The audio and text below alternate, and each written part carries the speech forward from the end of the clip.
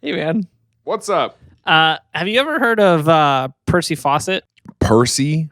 I Yeah. like the name Percy. Percy Fawcett. I feel like they named the fat train in Thomas and Friends. Thomas Percy? Yeah. The fat little short train.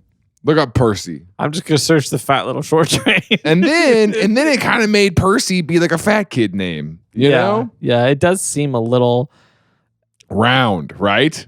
It's insane that I searched the fat little short train And it pulled up Thomas Percy. the Tank It Engine. pulled up Percy, didn't it? That's so great. Can you pull in an image of Percy? Yeah, and honestly, he's not a fat train at all. Like I Pull don't him in here. understand where that. Let's see. Yeah, I'm pulling it up. Give me a second. Yeah. I want to fat shame this train. What a crazy thing to say. In the intro, too. We haven't even made it. Look at that fat, sad look. No, yeah, that is the fat, short one. Look, his face is so chubby. Yeah. You know, compared to the other ones' faces aren't that chubby. Yeah. This is on purpose. They did this. I mean, you know? Yeah. And so, you're right. like, that's the fat little chubby train. Yeah. And I'm not gonna let anybody gaslight me to be like, no, he's like, if he's fit, you know, he had to run a couple more miles. No, that's a fat, stupid little fat porker train. Hold on, I'm grabbing. He's just chugging Mountain Dew all day, isn't he? Freaking porker. Porker Percy. I'm making fun of a train over here. I can't believe this podcast isn't more popular. You're searching images of snakes over here, and I'm just making fun of a fictional train. Things I learned last night.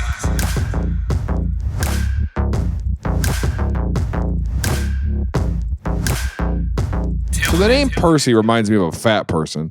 Is this Percy fat? No, this Percy's not fat. Okay, Percy Fawcett. Oh, dang. A rugged man. Yeah, very looks cool. like, you know, he looks like that shirtless lumberjack on TikTok. Not that I've ever seen that guy. I've never seen that guy's videos before. My whole algorithm life. doesn't show me shirtless lumberjacks. I'm not even joking, dude. I'm not even joking, man. My mom's TikTok is like that guy and Andrew from here in Kansas City. He's a lawyer. He follows me. Maybe he'll see this. My mom's your biggest fan. But this guy's mustache is cool. Is that a cigarette in his mouth? Probably. No, it's a pipe. Maybe it's a pipe. It looks like it should be a pipe if it's not. And then he's wearing, what do you call that hat? Like he looks like a sailor. What to call that hat? He looks like a sailor or a steam engine operator, which is so cool. Yeah. Does he operate steam engines? I mean, he probably has. I don't know if that's his thing. Well, I do know it's not his thing, but he probably has. Very cool. Given the time frame he lived. Love a rugged man. This is the 1800s? Yeah, well, yeah, partially. 18 and early 1900s? Yeah. Yes, okay. Yes. He was born in 1874. Close. 1867. Close? Yeah. 1867. And he did what? No, don't get excited about it, buddy. Don't lead us into anything good, you know, just yawn. What did he do?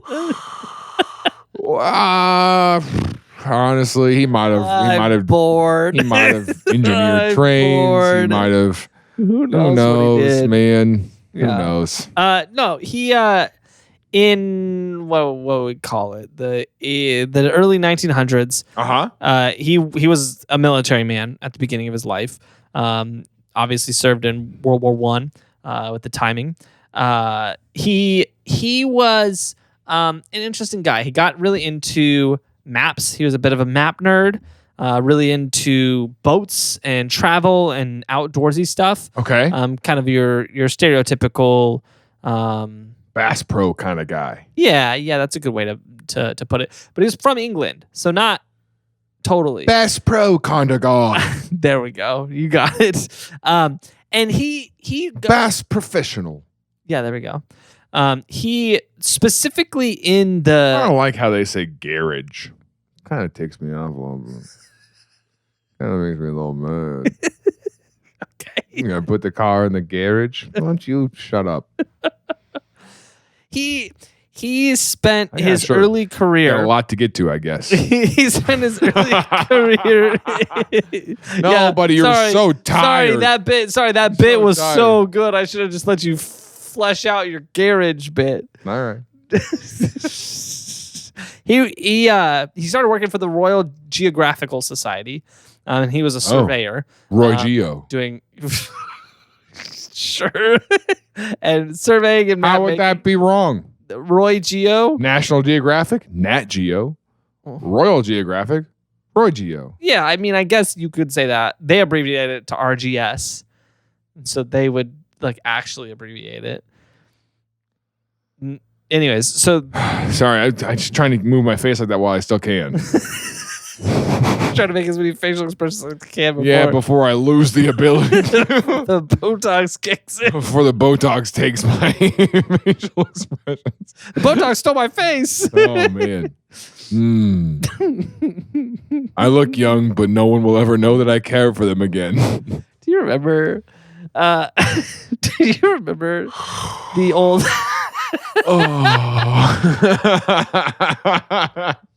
Do I remember what? Remember the old Charlie the Unicorn videos? No. You don't remember the Charlie the Unicorn videos? Really? What was this? You're messing with me right now. They're like super viral when we were kids. I don't think like so. Super viral, like pre-YouTube. Show me YouTube what came out and they were big in YouTube. But what do you mean show me? Show me what your viral videos were when you were a kid.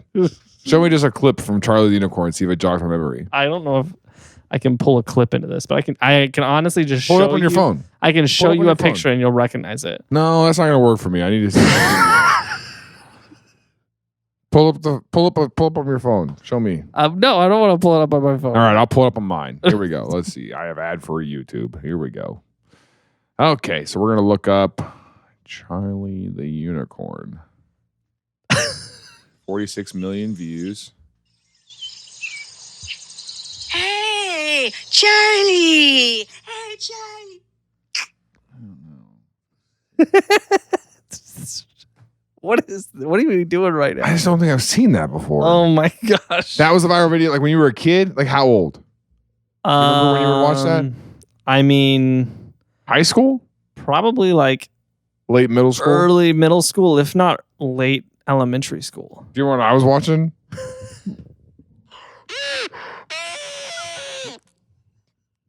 This is a video for if you're listening.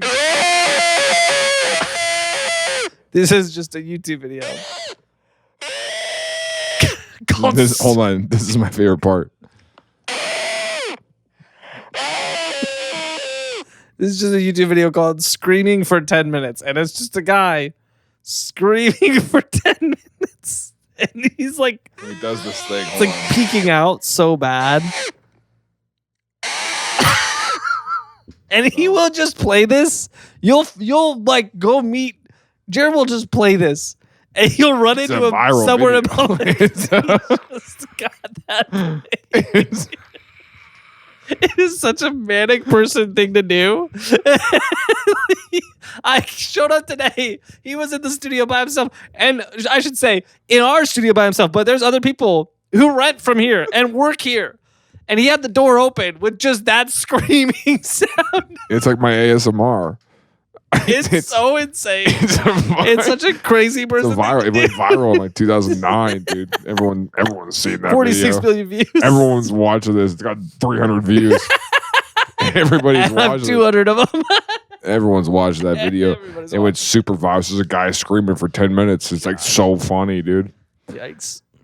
There was a reason I brought up Charlie the Unicorn, and now I don't remember. It is my favorite. It wasn't thing. Related to that. It is what I will do if someone is next to me in public, listening to like TikToks full volume, not wearing headphones. I will watch that video full volume and just stare at them. Just be insane. It's super viral, dude. It's so viral. I don't know what you're talking about. Have you seen this? Have you seen this video? Oh, I had to pull it up because you sound like this guy. You sound like this guy. You sound like this guy I know. Hey, are you this guy from this video? Did you make this video? Are you the screaming for 10 minutes guy? Would you scream for me? I need to hear you scream. So, anyway. I think we're very good at podcasting. I think we're so good at this, and I can't believe the show hasn't grown more. We are so good I think it's wild that our views are so low. Yeah. Leave a screaming sound in the comments. Yeah. Yeah. Hey, for real though? Well, maybe it's not the best time to ask, but for real though, if you could leave us a review on Apple Podcasts, we would like to get to 1,000. We're pretty close. Where are we? Let's find out. 7. Read a couple real quick. It's gonna take a while to get there. What, you gotta catch up on your water? Yeah, I do that during stand-up shows. Is I try to take a sip of water while the crowd's like laughing or doing something. Yeah. I'll ask a question. I'll be like, "Hey, what do you think about this?" And then I'm like, "Yeah, you plan it, yeah." And then sometimes the bottle cap. We're at 715, jeez, so we would love to get to 1,000. Did we lose? Also, we were higher than that. Please don't do the thing where you do like a 1-star review as a joke. That hurts us. Yeah, like legitimately, where you're like, "All hail the watcher," and then 1 star. Read one. All right, I'll read one. Here we go. Yeah, sure. This is from I Know Shama. Jaren's Light's my might. Such a good podcast. I always have it on when I sleep. And in the daytime when I'm having a bad day while I'm cleaning, really doing anything, it's so good. Totally recommend. Nice. Super fun pod. This is Charlie Boy 07. This is my favorite podcast to listen to, even though Jaren threatens to track me down if I don't support the pod. He will do that. So, it's been a while since you threatened that. I will. All right.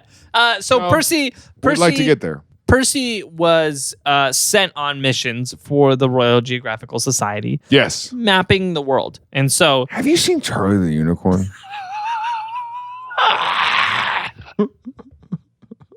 I hate that because I brought that video up not to talk about that video. You brought it up because we were talking about British accents. That's what got you on it. No. Yeah, because I was like, the royal. No. Okay. Never mind. Sorry. So he was sent on multiple missions for the society to Malta, Hong Kong, Trincomalee, Ceylon, all over the world, mapping different places for the Royal Geographical Society. He's like making Society. the maps. Yeah, he's a map boy.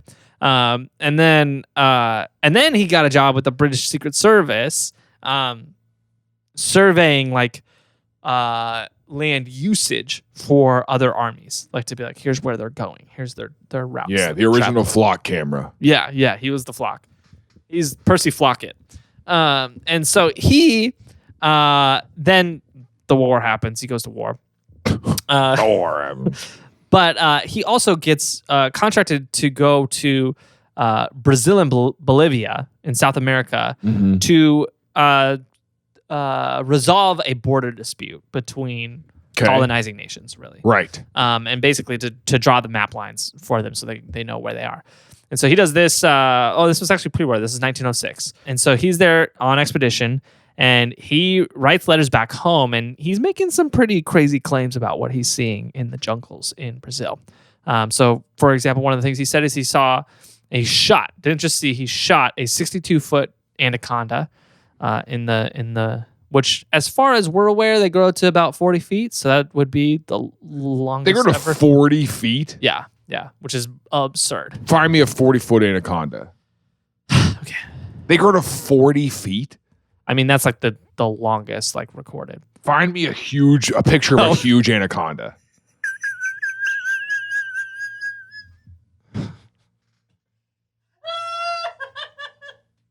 Let me just read you the AI result. I searched 40-foot anaconda images. The AI result at the top. A 40-foot anaconda doesn't exist in real life. Yeah, you just confidently said it. I thought that was what was the longest. Longest anaconda? 24.6 feet. Yeah, that makes way more sense. Yeah. Still overshot it by quite a bit.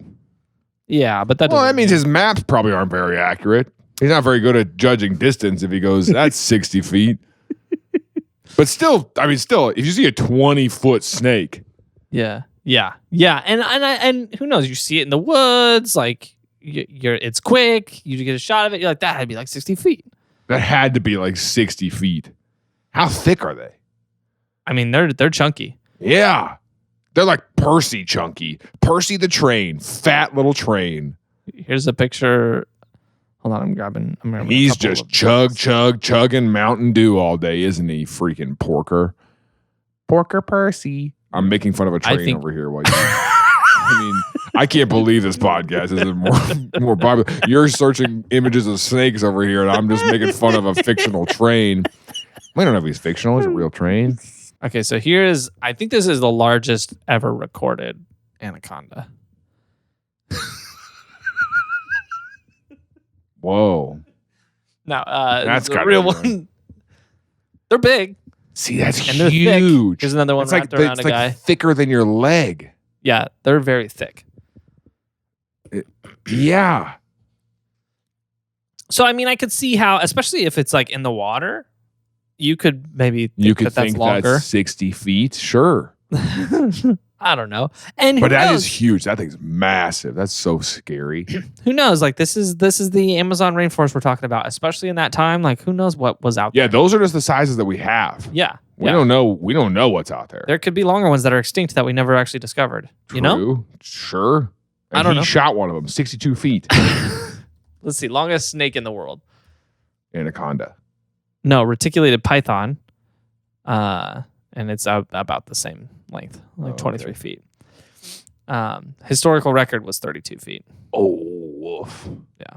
Anyways, so he said I saw a big snake.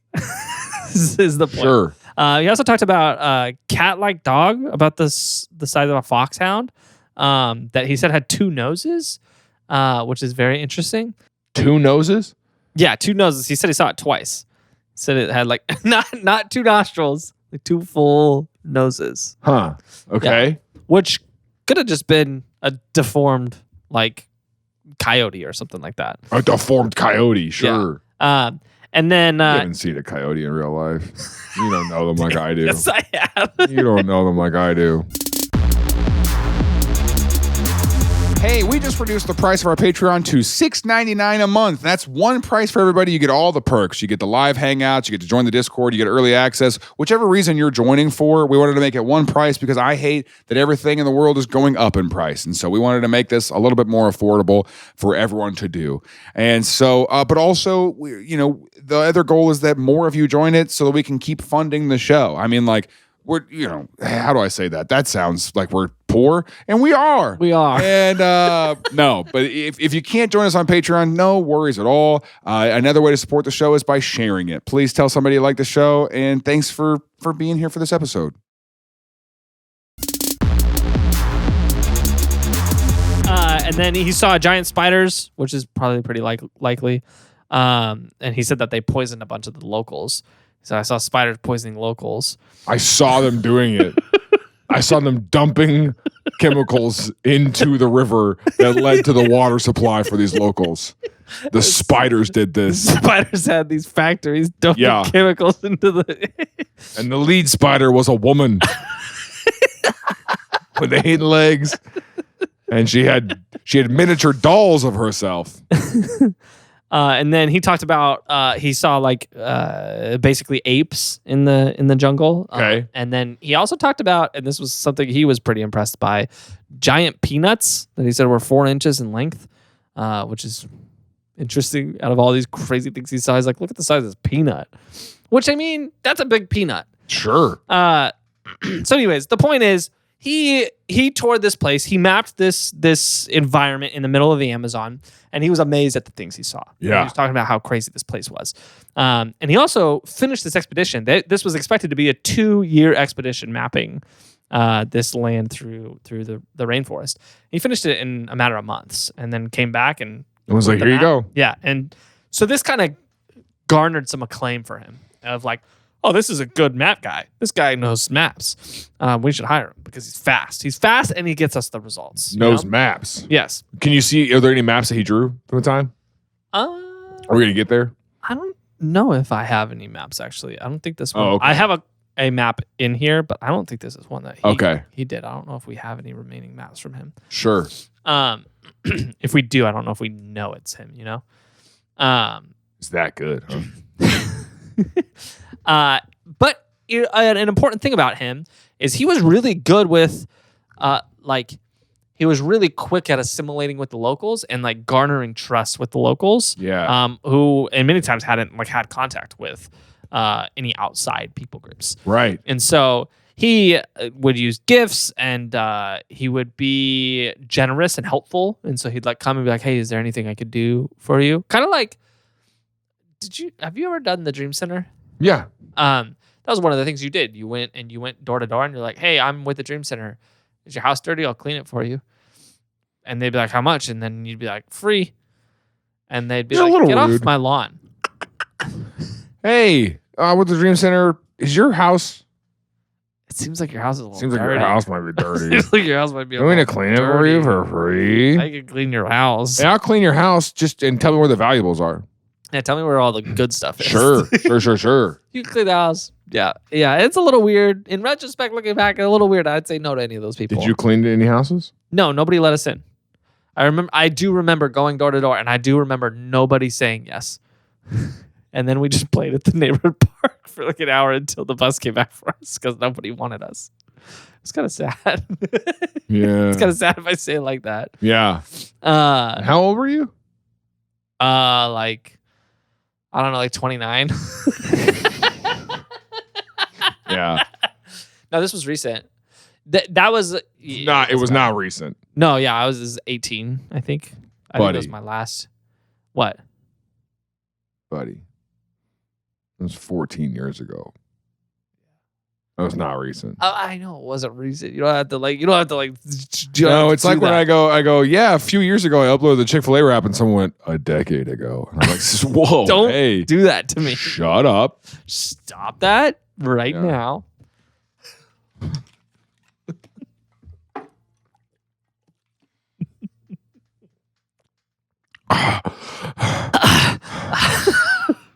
So he got obsessed while he was there. On a particular mission, he began to hear about a famed lost city of Z. And so this is 1914. City of Z? Yeah. Okay. Yeah. Or Z. He would have referred to it as Z. Right. Because he's wrong. Brit. And so the lost city of Z was kind of akin to like an El Dorado story, but El Dorado was like the conquistadors in the 1700s. We're talking about El Dorado. You know El Dorado, right? Yeah. You're looking at me like you don't. Yeah, I know El Dorado. Okay. I guess if you're listening, you don't know El Dorado. El Dorado is a mythical city of gold in the rainforest in Brazil. Yeah. And the conquistadors were looking for it, and they never found it. But there are like myths around it that some of them found it, and it's like Atlantis and all that. It gets really crazy. Right. And so he, after some time had gone on, going into the early 1900s, people I was were thinking like, of Dodge Durango. I'm not gonna lie. When you said El Dorado, I was like, "Is that what that's named after?" And then I started going, Durango. "That's something Dorado, Dodge Dorado. dang Dodge Durango." Dodge Dorado. And then I was on Durango, Colorado. And then you were like, "You're looking at me like you don't know what I'm talking about." And in my head, I was like, I'm Durango, not paying Colorado, attention to you. Pueblo, Colorado, Adolfo's Burritos. Like I just want you to know I was somewhere I was else. just out here. And then you were like, "It's a city of gold," and I was like, "Oh yeah, the story." So that story had since become kind of a thing where everyone's like, Yeah. "Oh yeah, that was a myth. Like that's not real. There's no city of gold in the jungle." Sure. But there was some mythology surrounding it still, and so there was this idea that there was probably lost cities in there, and this comes from kind of three sources. One, there was the let me get the name of this right, the manuscript 512, which is a documentary from a Portuguese explorer who described what he saw in a like abandoned city. And on the city, there was like glyphs carved into the city that resembled Greek letters. Yeah. Which would be surprising because as far as they knew, nobody had ever been to over this side of the world. Right. Except for them and everybody who lived there. But they weren't concerned with them at that time. Yeah. There was also another explorer who found a basalt idol. This is a guy by the name of H. Rider Haggard. Okay. We do have an artist rendering of this. This is what this was supposed to have looked like. And this gave him immunity or what? Yeah, no one could kick him His off the hidden island. immunity idol? So this resembled Egyptian, both glyphs there and then also just like the art style, and then even being carved in basalt. And so the idea is like the Egyptians got over here. Right. Which was a crazy concept. And then really the biggest thing that ignited this story was in 1911, they discovered Machu Picchu, which if you don't know what Machu Picchu is, yes, incredible landmark in the middle of the rainforest, at the top of a mountain, the city that just built onto the edge of the mountain, which is pretty amazing. Marvel of ancient engineering. And so this kind of was like, oh my gosh, maybe these lost cities actually exist deep in the rainforest that we have not discovered. Right. And so then there was like this, after Machu Picchu, there's this pretty major flight to Brazil to like find more of these hidden cities. And Percy was one of them who was like, I'm going to find the city of Z. This is the last city of Z was the one he got obsessed with. And so he put together a mission in 1920 to go try to find him. Did not have any luck on this mission. His horse died and named his camp after that horse. He called it Dead Horse Camp. It's on his maps. He just called it Dead Horse? Yeah, this is my Dead Horse Camp.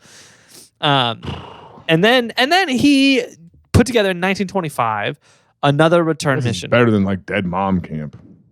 That is better than that. That is better than he actually does have a Dead Mom Camp. That's what I'm saying. That is much more depressing. Yeah, this is Dead Horse Camp. A couple miles up the road is Dead Mom Camp. A few miles later is Dead Friend Camp. And then if you go a little bit further, it's Dead Me Camp. Diod Me? Dead Me. Dead Me. He named that Dead Me. Dead Me Camp. No, in 1925, he puts together an expedition where he got a small group of people, because he says that was his failure in 1920, is whenever he went, he had too many people. It was too much to control. And obviously you're coming across indigenous tribes, and it's hard to make sure everyone there understands the culture and is able to not cause any problems for you and your group. And then also it's just more mouths to feed, more people to keep safe. It's harder to cover a lot of ground. Sure. And so he brings a smaller group. So the group he brings is pretty small. Let me get you everyone he brings on this group. He goes with obviously himself, and then his oldest son, Jack, his childhood best friend, Raleigh Rimmel, and then Raleigh. Yeah. Good name. Yeah, and then his second son, Brian, and then his daughter, Joan. Joan Fawcett. I like it. And so it's a small group, basically just family and like a best friend. Right. And so they go, It's crazy that his best friend would ever be able to like be around his kids. Crazy that anybody lets their best friend do that. So they took a boat, they landed in Bolivia, and they took a train telling the to story, Brazil. buddy. Huh. And in February, they got to Brazil, February 1925. And then I couldn't even see your kid again before you modified him. What does that mean? You took him to the doctor today and you had aftermarket parts put on your kid.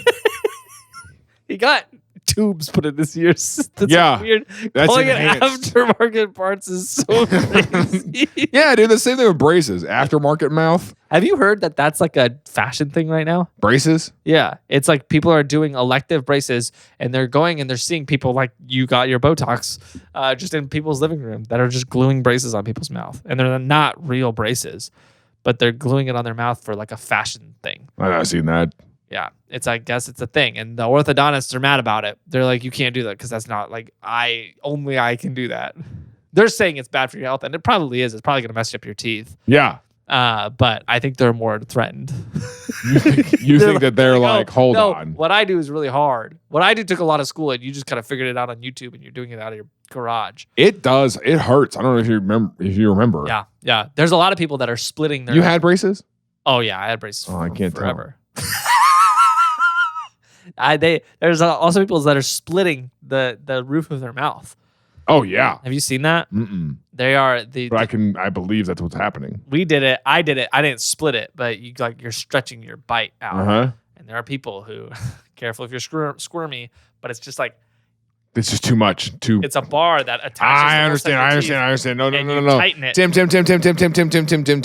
I think we all understand what happens. And I think we should move on and talk about this guy in Brazil and 62-foot snakes. Okay, sorry. We'll talk about 62-foot snakes. But you tighten it enough, and then it's the bones at the top of your mouth and makes your mouth wider, which makes you have that stone jaw which makes you hot.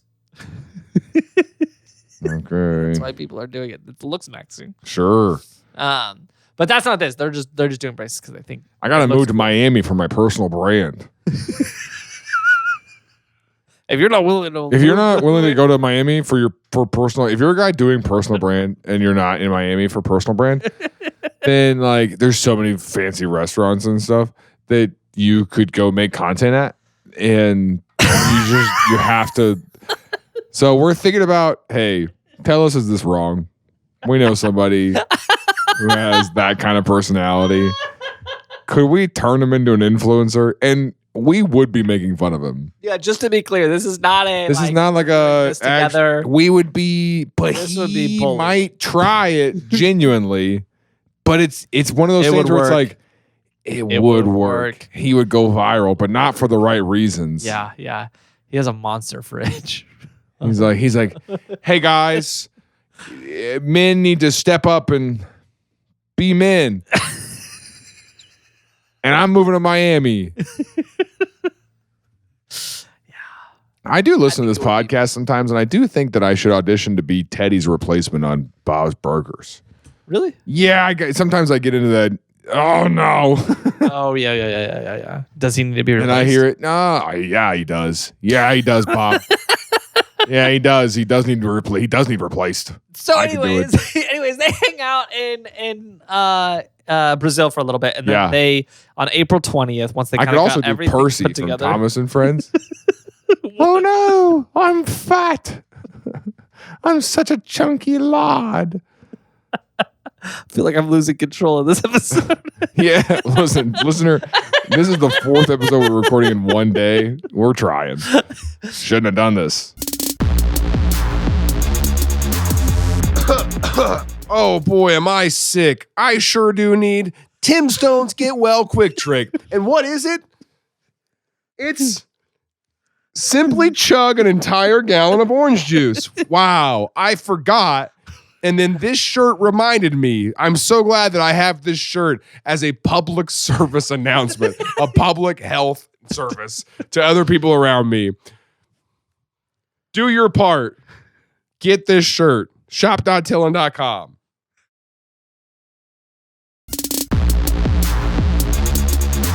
So on April 20th, they leave, and they with 2 guides, horses, and Yeah, mules, and their whole the family. team. Yeah. May 29th, they reach Dead Horse Camp, Okay. and immediately This is after where his that- horse dies.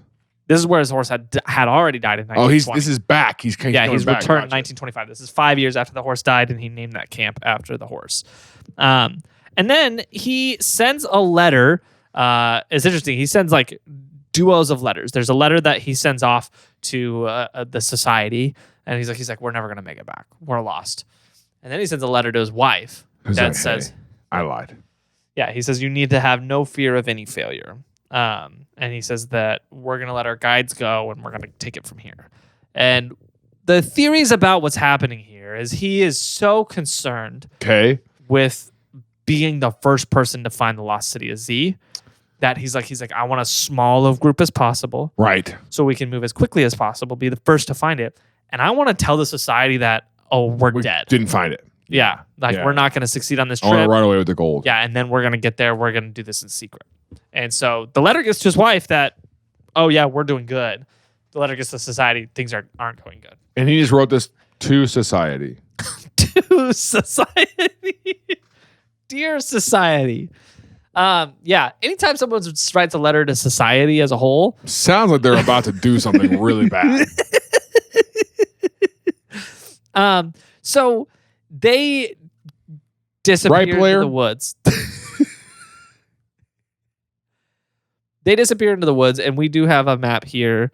This is in eastern Brazil, Yeah. basically on the By Bolivia. basically on the what's the word I'm looking for? Border with Bolivia. And so you see where they started down at that bottom end of this map here. Yeah.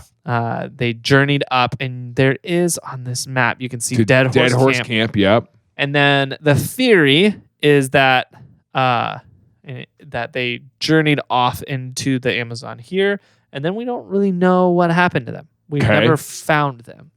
So they just So there's two Dead Horse camps though. There's Dead Horse Camp A and Dead Horse Camp B. Well, and there's a thing where we should be clear here. We don't know exactly where Dead Horse Camp is. Okay. And so he, in one message to the society, he gave the coordinates of Dead Horse Camp, and that was Dead Horse Camp A. Okay. And in the letter to his wife, he gave the coordinates of Dead Horse Camp B.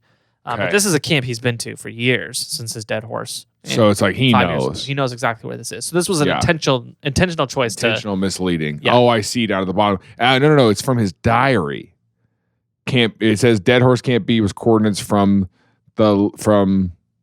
Exploration Fawcett.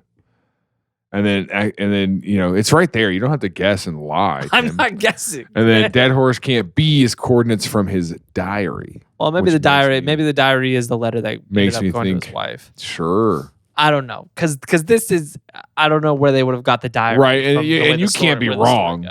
You weren't wrong. Yeah, I'm not wrong. So so now what?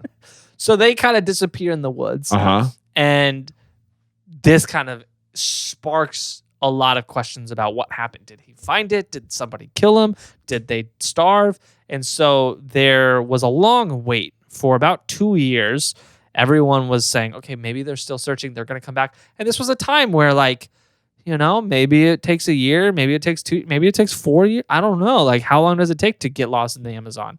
We don't really know. Yeah. We don't know how long this expedition is going to take. But by 1927, so 2 years later, our RGS officially declares the expedition lost.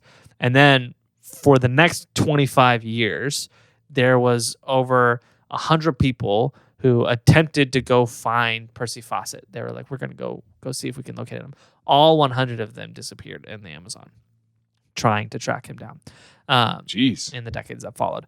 And so on these different, I should say, there was more than 100. Some of these people came back, but 100 people disappeared looking for him. 100 people have disappeared looking for him. Yes. Yeah. In the Amazon. Jeez. Yep.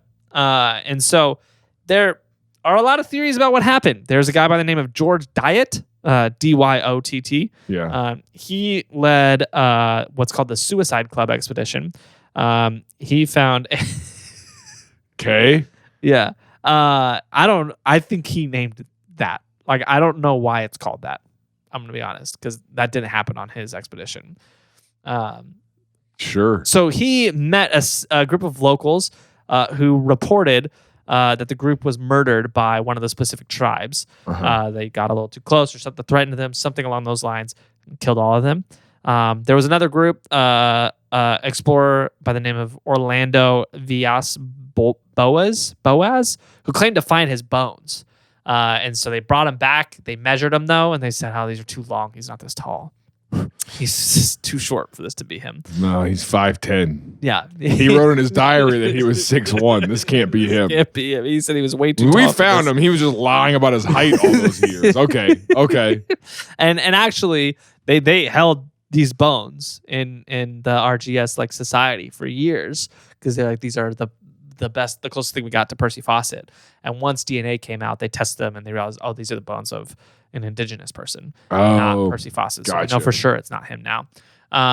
Another theory was that they met a specific tribe and they kind of had a lot of misgivings with this tribe. So they did not bring a gift. They just showed up, which was apparently a faux pas for this specific tribe.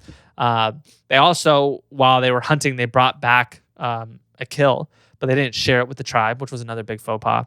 And then the biggest thing was, while they were at camp with that tribe, someone attempted to grab a piece of the meat and they slapped them, which was a serious offense. And it was, I guess, a child in the tribe. And so after they left, the story goes, they followed them into the rainforest and killed them. Because of the offense. You slapped my child. You slapped my kid, yeah.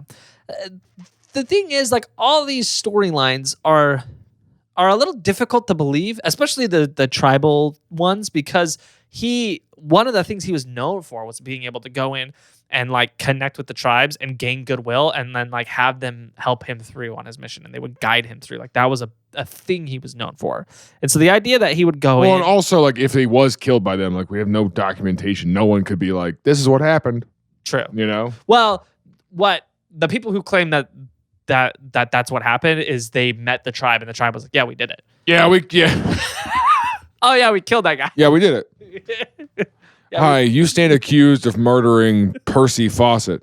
Yep. Yeah, we did that. We think that you killed him because he intruded on your land. No, No. he tried to eat some of my food.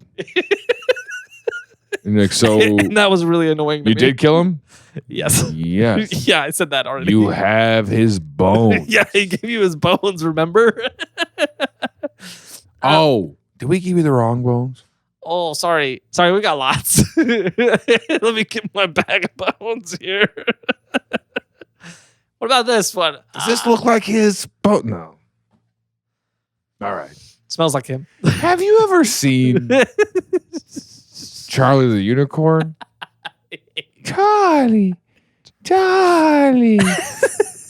He ate his hands. So what's interesting, long story short, there's a lot of theories about what happened to him. Maybe they just starved in the rainforest. It's pretty likely they just got lost. The Amazon rainforest is unbelievably gigantic. Right. And it's basically completely unpopulated, and it's incredibly Super hostile to us. Yeah. There's a lot of animals that will kill you. There's a lot of disease. There's a lot of weather. Plants that'll kill you. There's everything. It's a dangerous place to exist. Everything's trying to kill you. Especially in the early 1920s. And so like it's probably he just got lost and died. And it's probably what happened, especially like a small group. What's interesting. And so the lost city of Z mythology just kind of evaporated with him. Nobody ever found it. Sure. It kind of became this thing for the majority of the 20th century that's like, it just doesn't exist. There's no other cities down there. We found all of them. Machu Picchu is the biggest one. The entire Amazon rainforest probably only housed about 100,000 people across the whole thing. Small tribal groups across the whole thing, with the exception of Machu Picchu and maybe a couple other settlements. It was a small thing. Percy, though, became, or really was already, this mythic figure. And there is like theories that Indiana Jones' character was actually based off Percy Fawcett. And so this is the persona of who he was as an Indiana Jones type person. Sure. And so he just kind of faded into obscurity. But what's interesting is in the early 2000s, some more work had been done throughout Brazil and the Amazon rainforest. And then in 2020, a new airborne laser technology called Lidar came out and started being used in archaeology. And essentially what this does is it's like a radar, but with laser light. And it allows you to see through the canopy of the rainforest and see the what's the word I'm looking for? Disruptions in the earth. And what they were able to discover is throughout the Amazon, there is a whole network of civilizations underneath the rainforest that we previously didn't know existed. And so here's an example of one where you can actually see the foundations, and you can actually see pyramid structures that we did not know existed before Lidar was able to start mapping the rainforest. Here's essentially what is happening here is you're able to lift up that canopy and see what's underneath. Where you're flying over, you're not seeing anything because of... So do we know what this is? So we've discovered a series of civilizations where this has kind of undid our entire understanding of the Amazon rainforest. And we believe now that around the 1500s, maybe the 1600s, around the time of first contact with the Americas, there were civilizations all throughout the Amazon, probably a community, I guess a large branching community that was well over 1 million people living in the Amazon rainforest with structures. Most of what they built, we're pretty sure. So are we going to go excavate these things? Like, what's the plan? They are. Yeah, they are actively. There are active sites throughout the Amazon rainforest right now. Wow. Studying what was left behind in these places. Most of what we have is just like evidence of foundations. Sure. And then when we get in there and we start digging, they're finding different evidence of civilization, like a city there. Yeah. And the reason why we're not finding most of things, or most things from this, is most of these societies were building with wood. And so most of the structures, we see the foundation in the ground, but the wood is obviously not there anymore. It's been 600 years. Yeah. And so Threw it away. yeah, they took it out. What we believe is this was groups of people, interconnected cities that were a few miles apart. And what they would do is they would build these big round cities with squares in the middle. And they were very big on like protecting the rainforest. Right. So it would the rainforest would blend in with the city in certain areas. And in certain areas, they would cut out the trees. They would do controlled burns. We have evidence that they did controlled burns to create farmland for them to obviously farm from. And then there are areas where it appears like this one, where they created like religious like sites, structures. and so there was major structures that were stone structures. And so these are very new discoveries. Within the last 5 years, we don't know a lot about them. There's a lot of theories out there, but it does kind of vindicate Percy. And honestly, even the conquistadors talking about El Dorado, because let's be honest, they probably killed them all. We don't know exactly what happened to them yet. Yeah. But we do know when we came over to the Americas, we killed a lot of people. We brought a lot of disease. We killed most indigenous people through that. But there was also a lot of the people who came over from Europe just killed people as they came through. And so the theory is that these societies got decimated by first contact. And then over the centuries, their stuff just got buried. The rainforest reclaimed all that land. And they were lost to history for a long time. And so this is a developing story, how much was in there. I think that I went to Pompeii. Yeah. Right? And it was so vast, and there's just a big place, and you're going through people's homes and all this stuff. Yeah. And you're just like, yeah, one day this studio is going to be one of those flat. It's just nothing's going to be here. Yeah. You know? I mean, yeah. Someone will probably tear it down and build Nothing we're doing is going to last. You know? It is true. They say, 10,000 years before any... Like, if we disappeared tomorrow, I think they say it's 10,000 years, nothing else. Like, there'd be no evidence that we existed, except for the thing that I always hear is... Nuclear. No, it's Mount Rushmore. That's the only structure we've built that will still stand 10,000 years from now. But I think they say, like, 50,000, you won't even know it was, like, man-made because of erosion. And then it's just like, oh, that's just a weird-looking rock that looks vaguely like people. Really? Yeah. And so it takes basically no time for all evidence of us to just disappear. Sick. A very encouraging way to end this episode. Remember that nothing you're doing... You know what, though? That is like, don't take yourself that serious.